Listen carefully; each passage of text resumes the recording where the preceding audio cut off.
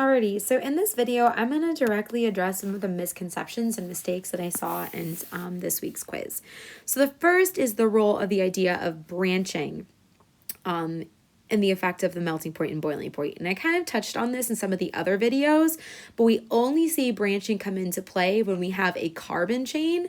And so you have to have at least 4 carbons or four carbons linked together in a chain, or like 3 carbons and an oxygen for branching to come into play. So saying that this molecule has a higher boiling point because of its, or this one, we'd expect this one to have a higher boiling point because less branching, or vice versa for this one is incorrect because these are not branched or unbranched molecules. They're simply a wheel and spoke model with the phosphorus in the center.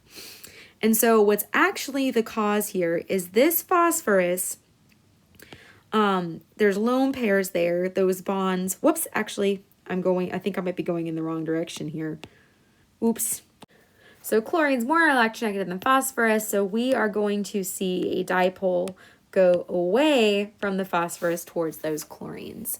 Okay, so because this molecule has an overall molecular dipole, we get a partial negative on our chlorines, a partial positive on our phosphorus, and now those molecules can dipole with other molecules. This molecule, you may look at it and see, oh, hey, look. It's got all those dipoles going from the phosphorus to the chlorine. It should be polar, right? No, because this molecule is symmetrical.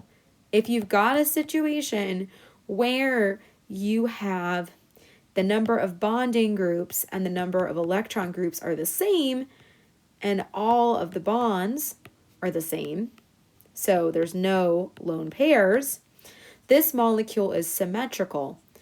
Those dipoles cancel. And even though it may look like, oh, I should have a partial negative there, you don't, and all this molecule can do is LDF. So the molecule on the left should have a higher boiling point, not because of its branching, but because it is polar, but the one on the right has a higher boiling point, not because of branching, but because it is larger in size. For this problem, it was a similar deal.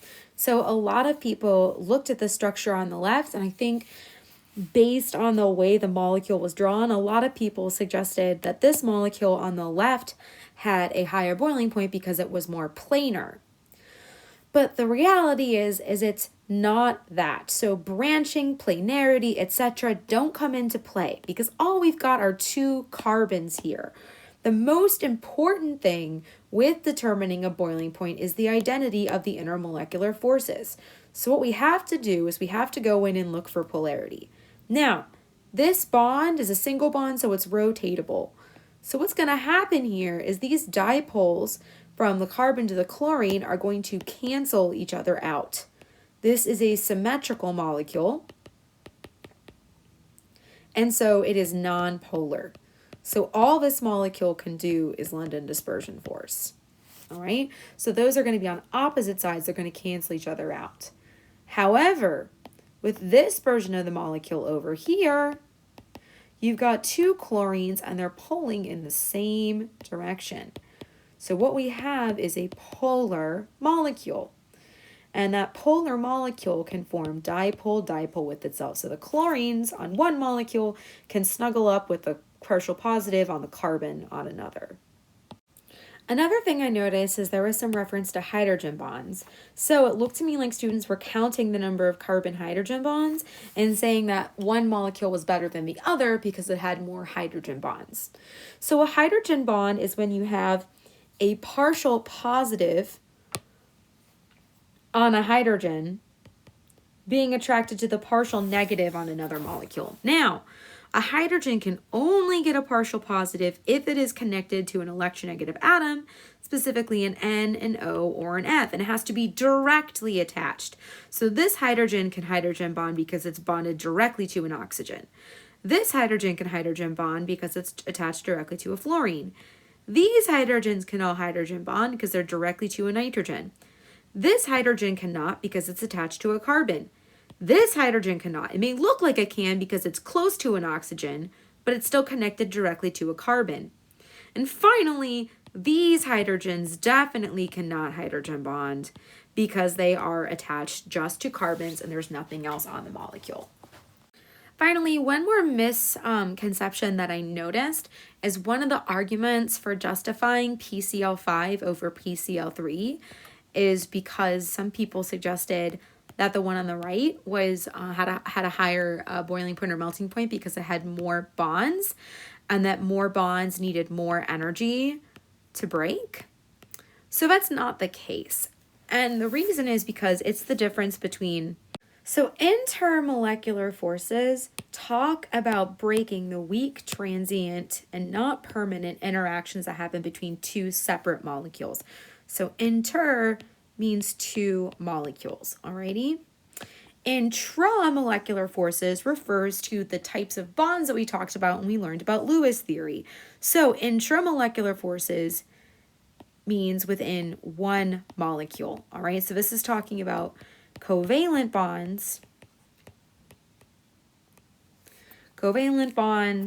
ionic bonds, etc. So when we are talking about boiling point and melting point, we are breaking IMFs, okay? So how many covalent bonds are the strength of the intramolecular forces within the molecule has nothing to do with the boiling point. Instead, what matters more is the size